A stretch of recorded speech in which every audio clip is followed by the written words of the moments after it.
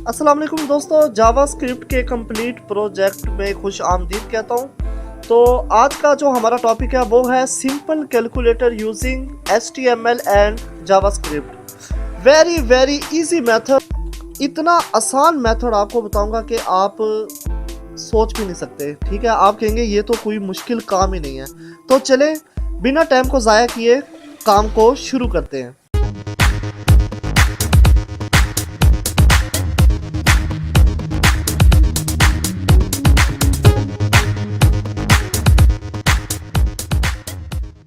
तो मेरे पास ये पिक्चर है, हम इस तरह का एक सिंपल कैलकुलेटर बनाएंगे। ठीक है, तो इसे मैं मिनिमाइज कर देता हूँ, इसको देख देख के हम करेंगे सारा काम।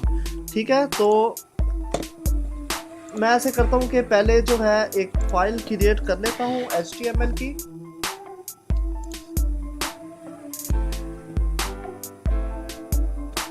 फाइल का नेम है हमारे पास calculator.html।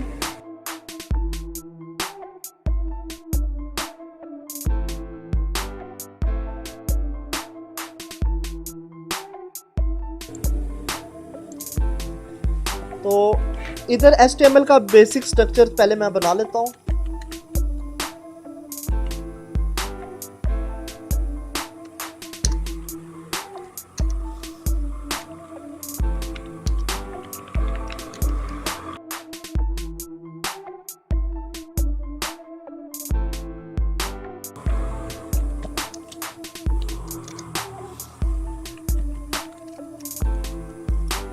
बॉडी के अंदर पहले मैं एक क्या कहते हैं, पहले एक फॉर्म बना लेता हूँ। सॉरी, हमें सिर्फ फॉर्म का नेम चाहिए।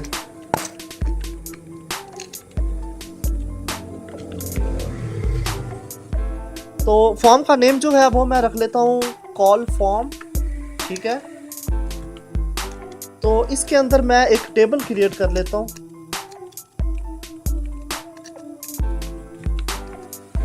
तो सबसे पहले हमने क्या करना है कि ये ऊपर वाला डिस्प्ले बनाते हैं हम। तो इसके लिए मैं एक इनपुट लगाता हूँ। ठीक है, तो इसे मैं नेम दे लेता हूँ जी डिस्प्ले। ओके, और टेबल को मैं बॉर्डर भी दे लेता हूँ, बॉर्डर 1, और अलाइन सेंटर कर लेता हूँ इसे। Okay,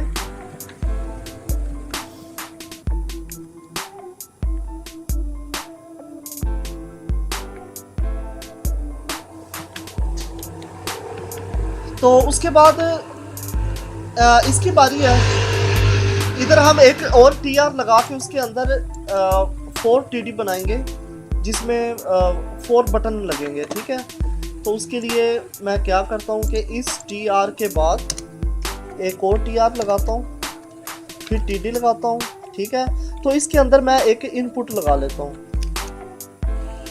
input type button. ठीक है, नेम की ज़रूरत नहीं है हमें, तो इधर मैं लगा लेता हूँ जी ऑन क्लिक। सॉरी,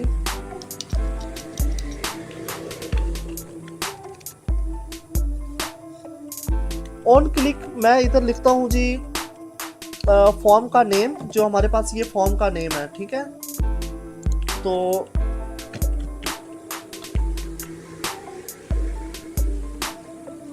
इसमें मैं ये कह रहा हूँ कि जब मैं क्लिक करूँ इस बटन पे तो हमारा जो फॉर्म का नेम है, ठीक है, तो उसके अंदर जाके तो उसमें जो डिस्प्ले होगा, ठीक है,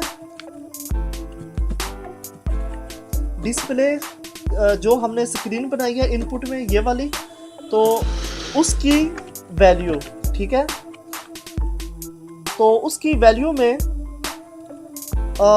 मैं प्लस लगा के इक्वल लगाऊंगा। उसके बाद सिंगल कोटेशन के अंदर मैं लिख देता हूँ जी हमारे पास जो पहले नंबर पे जो बटन है वो है 7। ठीक है, तो मैं इधर लिख देता हूँ 7। ओके, तो इसे मैं रिफ्रेश कर लूँ पहले, तो ये 7 इस पे लिखा हुआ नहीं आ रहा क्योंकि हमें एक वैल्यू भी चाहिए। ठीक है, वैल्यू में मैं 7 लिख देता हूँ, ओके, जो हमें नज़र आए। ठीक है, अब इस पे मैं क्लिक करूंगा तो इस इनपुट के अंदर जिसे हमने नेम दिया हुआ है डिस्प्ले, तो उसके अंदर ये 7 लिखा हुआ आ जाएगा। ठीक है, इस तरह। ठीक है, इधर मैं आपको एक दफ़ा और बता देता हूँ, फॉर्म का नेम हमने रखा कॉल फॉर्म। ठीक है, तो एक इनपुट में हमने नाम दे दिया डिस्प्ले का, क्योंकि हम जो भी लिखेंगे वो इनपुट के अंदर आएगा। ठीक है, तो इस बटन के अंदर मैंने कहा ऑन क्लिक, जब भी मैं क्लिक करूं तो कॉल फॉर्म, हमारा जो फॉर्म का नेम है कॉल फॉर्म, ठीक है, उसके अंदर जो डिस्प्ले है ये वाला, ठीक है, उसकी जो वैल्यू है, ठीक है, उसके अंदर प्लस कर दो, प्लस नहीं सॉरी, उसके साथ मिला दो 7 को। ठीक है, अगर हम ये चीज़ नहीं लगाते तो एक दफ़ा हम 7 लिखेंगे, जब दूसरी बार 7 लिखेंगे तो ये 7 जो है वो कट हो जाएगा, जो बाद वाला 7 होगा वो आ जाएगा इसके ऊपर। तो हमने ये चीज़ पढ़ी थी कि जब वेरिएबल के अंदर जब हम एक वेरिएबल बनाते हैं तो उसी नाम का जब दूसरा वेरिएबल बनता है तो वो पहले वाले वेरिएबल की जो वैल्यू होती है वो ख़त्म करके नई वैल्यू को स्टोर कर देता है। ठीक है, तो अगर हम प्लस और साथ इक्वल लगाते हैं तो वो क्या करता है कि वो पहले वाली वैल्यू को भी उठा लेता है, ठीक है, और नई जो वैल्यू होती है उसे भी साथ प्लस कर लेता है। ठीक है, तो इसलिए ये जो है वो पहले वाली वैल्यू भी ले लेता है और बाद वाली जो वैल्यू जो है वो साथ मिला लेता है। ठीक है, तो इसीलिए मैं जब भी यहाँ पे क्लिक करता हूँ तो पहले वाली वैल्यू उसी तरह ही खड़ी है, तो नई वैल्यू जो है उसे वो प्लस कर रहा है। ठीक है, तो अब मैं ऐसे करता हूँ कि मुझे चाहिए ये वाले बटन। ठीक है, इस TR के अंदर मैं 1 2 3 4 ये 4 बटन चाहिए मुझे। ठीक है, तो मैं इसी तरह करता हूँ कि ये जो TD है हमारे पास, मैं इसे कॉपी करता हूँ, कॉपी करके इधर मैं पेस्ट कर देता हूँ इसे। ठीक है, तो इधर मैं लिखूंगा 8, ठीक है, और इधर भी मैं लिख देता हूँ 8। ओके, तो उसके बाद एक बार और पेस्ट करता हूँ मैं, तो इधर मैं लिख देता हूँ 9 और इस जगह पे मैं लिख देता हूँ 9। ठीक हो गया, तो अब मैं दोबारा देख लेता हूँ इधर क्या ये काम कर रहे हैं। 7 8 9। ओके, तो उसके बाद एक और TD बनाता हूँ, उस TD के अंदर मैं जो है डिवाइड का साइन लगाता हूँ और इधर भी डिवाइड लगा देता हूँ। ठीक है, इधर तो ये डिवाइड काम करेगा और इस जगह पे जो है बटन के ऊपर शो होगा। ठीक है, तो ये इस तरह आ गया। ठीक है, अब HTML में हमने टेबल में हमने ये सारा कुछ पढ़ा हुआ है कि जब इस तरह एक TD, ठीक है, एक TR के अंदर एक TD हो और दूसरे TR के नीचे 4 या 3 या जितनी भी TD हो तो उसे मिलाने के लिए कॉल स्पेन का इस्तेमाल करते हैं हम। ठीक है, तो मैं डिस्प्ले वाली जो TD है इसके अंदर मैं लिखता हूँ कॉल स्पेन और उससे नीचे हमारे पास 4 TDs हैं, तो उसे कहते हैं कि हम इसे 4 TD के बराबर कर दो। ओके, मैं इसे रिफ्रेश करता हूँ तो ये बिल्कुल बराबर हो गए हैं। ठीक है, उसके बाद हमें 4 बटन फिर नीचे चाहिए, तो उसके लिए मैं क्या करता हूँ कि इस पूरी TR को, ठीक है, इस TR को, इसके अंदर 4 TDs हैं, 1 2 3 4, इस पूरी TR को मैं कॉपी करके मैं नीचे कर लेता हूँ पेस्ट। ठीक है, अब इसमें हमारे पास कौन से बटन है, 4 5 6 और मल्टीप्लाई।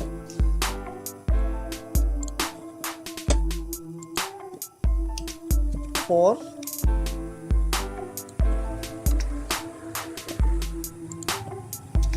5 और इस जगह पे भी 5, उसके बाद 6, इधर भी 6 और उसके बाद मल्टीप्लाई,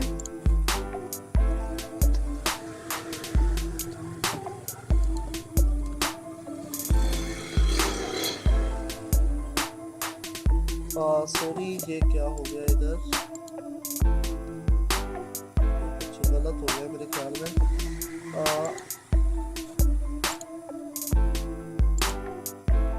ठीक है, ओह सॉरी, ठीक है। तो उसके बाद जो है वो 1 2 3 और माइनस, ओके। मैं इसी तरह करूँगा, टी आर हमने कॉपी किया हुआ है तो मैं इधर पेस्ट कर देता हूँ। तो इसमें क्या आएगा, 1 2 3 माइनस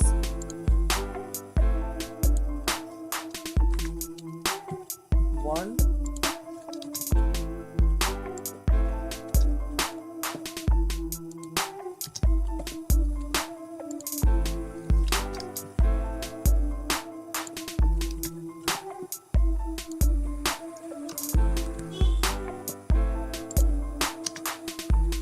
माइनस, ओके।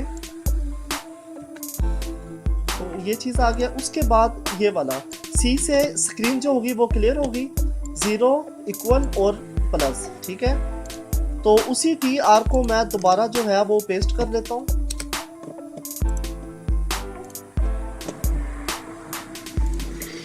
इधर से स्क्रीन क्लियर होगी,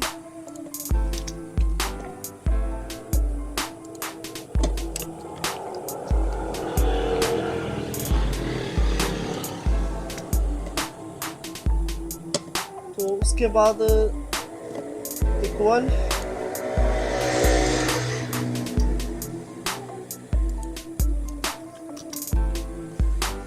फिर उसके बाद प्लस,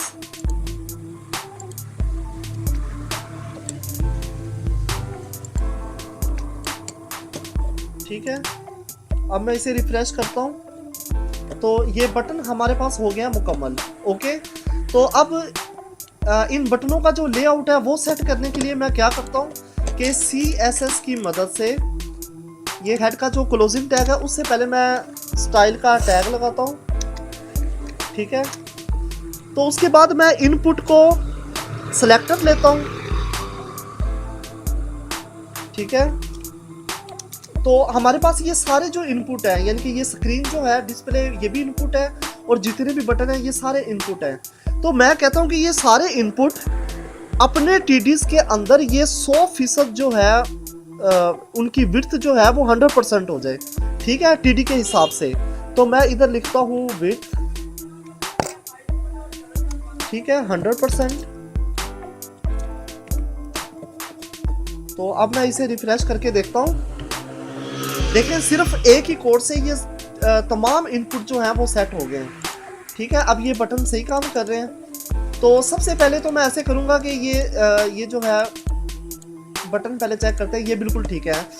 स्क्रीन को क्लियर करने के लिए मैं क्या करता हूँ कि पहले मैं देख लूँ, ये सी वाला बटन हमारे पास सबसे नीचे वाली लाइन में था, ठीक है। तो मैं इधर कहता हूँ कि फॉर्म के अंदर जो डिस्प्ले है, डिस्प्ले की जो वैल्यू है, ठीक है, इसे भी मैं ख़त्म कर देता हूँ और इसे भी मैं ख़त्म कर देता हूँ, ठीक है। इधर मैं इक्वल लगा देता हूँ कि इसे बराबर कर दो खाली इन्वर्टेड कोमा के, यानी कि स्क्रीन को बिल्कुल खाली कर दो। तो अब मैं इसे रिफ्रेश करके चेक करता हूँ क्या ये वाकई काम कर रहा है। सी पे क्लिक किया तो उसने सब उड़ा दिया, ठीक है। तो अब मैं ऐसे करता हूँ कि 2 + 2 इक्वल किया तो ये आंसर नहीं आ रहा, तो इसे अब सेट करते हैं, ठीक है। तो मैं क्या करता हूँ, इक्वल का साइन हमारे पास था ये वाला, ठीक है। तो इस चीज़ को मैं ख़त्म कर देता हूँ। तो इधर मैं लिखता हूँ जी फॉर्म के अंदर डिस्प्ले की जो वैल्यू है उसे बराबर कर दो इवैल्यूएट के ज़रिए, ठीक है। इवैल्यूएट पे हमने एक लेक्चर बनाया था, आपको अगर नहीं पता इस चीज़ का तो एंड स्क्रीन में मैं वो लगा दूंगा, आप एक दफ़ा ज़रूर पढ़ लेना, जब हमने रिजल्ट कार्ड बनाया था, ठीक है। टेक्स्ट इनपुट लेके हमने जो कैलकुलेशन की थी उसमें आंसर्स ठीक नहीं आ रहा था, फिर इवैल्यूएट के ज़रिए हमने उसे सेट किया था, ठीक है। उसी तरह ही मैं इधर इवैल्यूएट लगा के इधर वो राउंड ब्रैकेट लगाता हूँ, तो यही चीज़ मैं दोबारा इधर लिख दूंगा, call form dot display dot उसकी वैल्यू, ठीक है, उसे इक्वल कर दो। ओके, तो मैं अब दोबारा चेक करता हूँ इसे।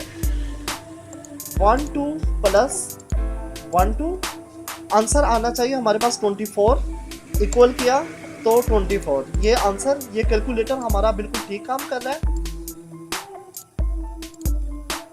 ठीक है, बिल्कुल फिट है। अब हमने ये काम करना है कि ये जो लिखा हुआ आ रहा है, ठीक है, हम चाहते हैं कि ये राइट साइड पे हो, ठीक है, अब ये लेफ्ट पे है, तो मैं क्या करता हूँ कि डिस्प्ले वाला जो था इनपुट हमारे पास, इसके अंदर मैं स्टाइल की मदद से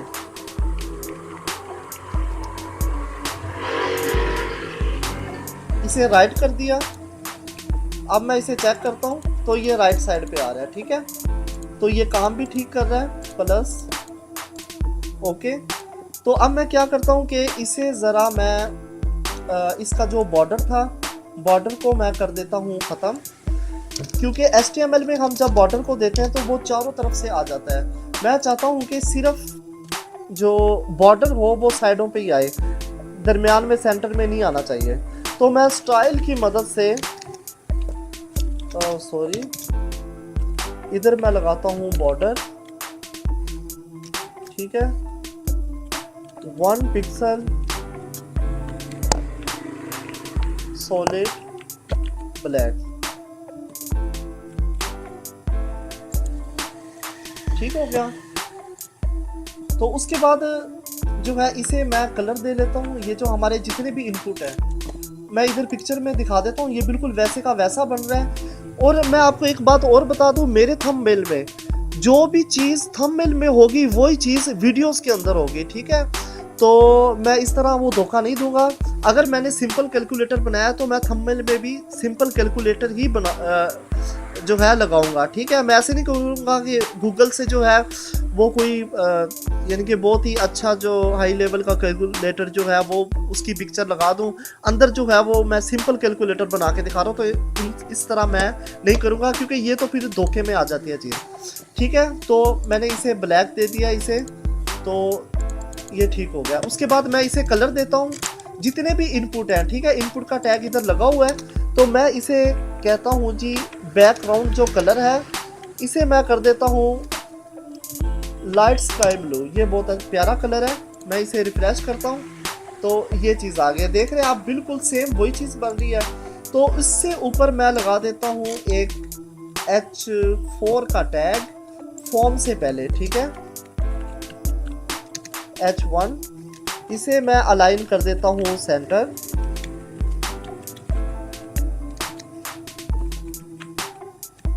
ओ सॉरी, इधर मैं लिख लूँ पहले,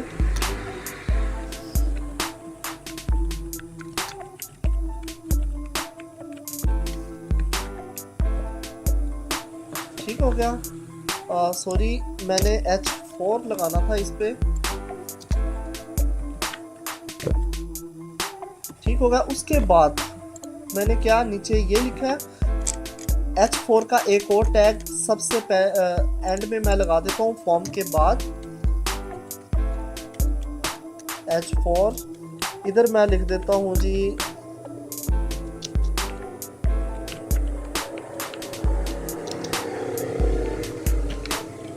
क्रिएटेड बाय, इधर BR का टैग लगाता हूँ ताकि लाइन ब्रेक होके वो नीचे आ जाए। तो मिस्टर टैग, उसके बाद BR का एक और टैग लगाता हूँ और इधर मैं लिख देता हूँ इंटर टेक्नोलॉजी।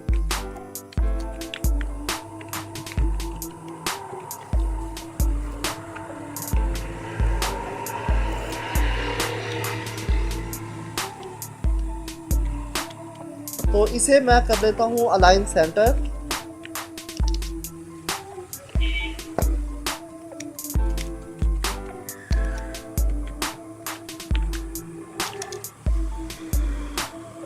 ठीक है, तो ये बिल्कुल हमारा कैलकुलेटर तैयार हो गया है,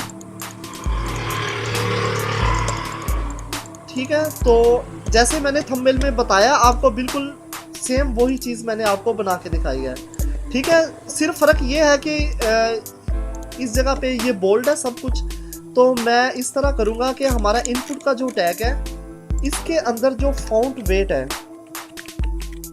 फाउंड वेट, मैं इसे कर देता हूँ जी बोल्ड, सॉरी, ठीक है। अब ये बोल्ड हो गया, अब जितनी भी जो भी हम लिखेंगे वो बोल्ड में होगा, ठीक है। तो आई होप कि आपको ये अच्छा भी लगा होगा और समझ भी आई होगी। तो इंशाल्लाह फिर मिलते हैं नेक्स्ट चैप्टर में, तब तक के लिए अल्लाह हाफिज़।